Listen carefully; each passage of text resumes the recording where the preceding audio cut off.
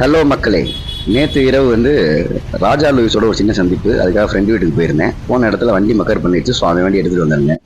திரும்ப வண்டி விடலான்னு போயிருந்தேன். போனால் அவன் நிறைய பெட்ஸ் வச்சுருந்தான். நேற்று பார்த்துட்டு போன இந்த ஃபீமேல் என்ன பண்ணியிருக்குன்னு பார்த்தீங்கன்னா, நேற்று நைட்டு குட்டி போட்டிருக்குங்க. அப்புறம் நல்லா போய் பக்கத்தில் பார்க்குறேன், அதில் ஒரு ப்ரௌன் கலர் குட்டி இறந்து போயிருந்துச்சு. அப்புறம் ஃப்ரெண்டோட தம்பியை கூப்பிட்டு சொன்னோடனே அவர் அந்த குட்டியை எடுத்து தனியாக மேலே வச்சுட்டாரு. வச்சுட்டு மற்ற குட்டியை எடுக்கும்போது இந்த நாய் பண்ணுறதை மட்டும் பாருங்க என்ன பண்ணுங்க. நான் ஆக்சுவலாக இந்த பக்கம் இருந்த 2 குட்டியை வீடியோ எடுக்கிறதுல பிஸியாக இருந்தேன். அப்புறம் வீடியோ பார்த்ததுக்கப்புறம் தான் கவனித்தேன், அந்த ப்ரௌன் கலர் குட்டி இறந்து போச்சு. ஆனாலும் அந்த குட்டியை தூக்கி தன்னோட பக்கத்தில் வச்சுக்கிறது.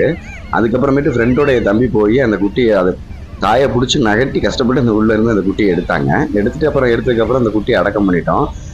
ஆனால் என்னதான் இருந்தாலும் இறந்தே போயிருந்தாலும் தான் குட்டின்னு விட மாட்டேன்ருச்சு.